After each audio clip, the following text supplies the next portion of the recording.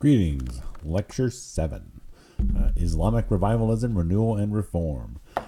So one thing I will say is that this lecture was very specific and went into a lot of grand detail about various movements and their painfully specific details.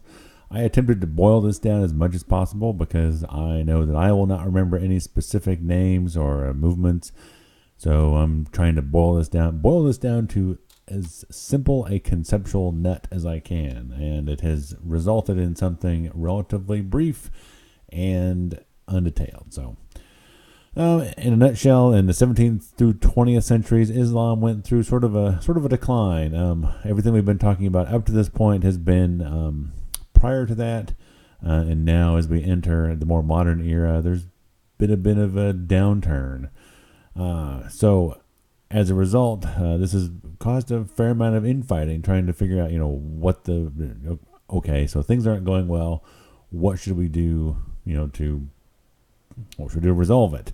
Luckily, we have the Quranic tradition that I'm going to mispronounce this, Mujadid will appear at the turn of each century to kind of set things right. Remember that they're on the same calendar as we are, so that is my brief foray online indicates that we're talking about from our calendar perspective, we're talking about the 1979 as the last occurrence of last appearance of such a person. So basically, there were several movements during this period, and each had to answer the same basic question to try to determine how to go forward. First and foremost, what is the role of the West in all this? Is the West a good thing? Is the West a bad thing? Something to be assimilated? Something to be destroyed?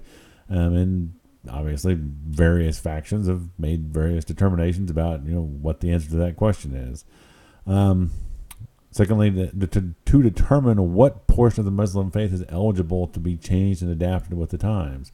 Essentially, where to draw the lines. And that varied wildly from no change at all to adapt as we always have. And thirdly, what caused the social decline of the Muslim community in the first place? Depending on who you talk to and which faction happens to be stepping forward at the moment, it's either the corruption of the West or just the general backwardness of the community altogether. So essentially, you've got on one side the conservative or fundamentalist factions, which condemned the practices of the Sufi, which you may remember as the more mystical Islamic branch, and even went so far as to destroy important artifacts in holy places because ostensibly they were considered to be sort of idolatry. So you have to destroy the thing that it is receiving the sort of proxy worship. That they reject modernization and consider the influence of the West to be purely corrupting. That it's just a deviation from the fundamental straight path of Islam. So the best way out for if you're a conservative or fundamentalist is you need to go back to your roots from 630 AD and live your life in that way from a societal standpoint. By counterpoint, the modernist, of course, reject outright the idea that it's a good idea to go back to those basic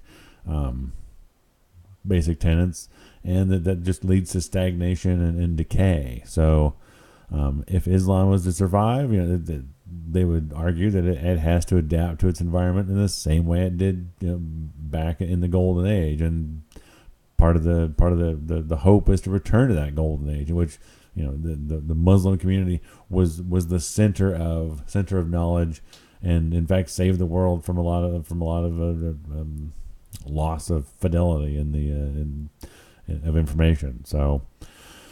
That's all I've got about that. If I have gotten anything wrong in these 7 chapters so far, it is probably this. I have tried to boil this down because, as I said, it would not possibly fit in my head. So if you wish to correct me gently, and I will appreciate you forever. But until next time, happy reading.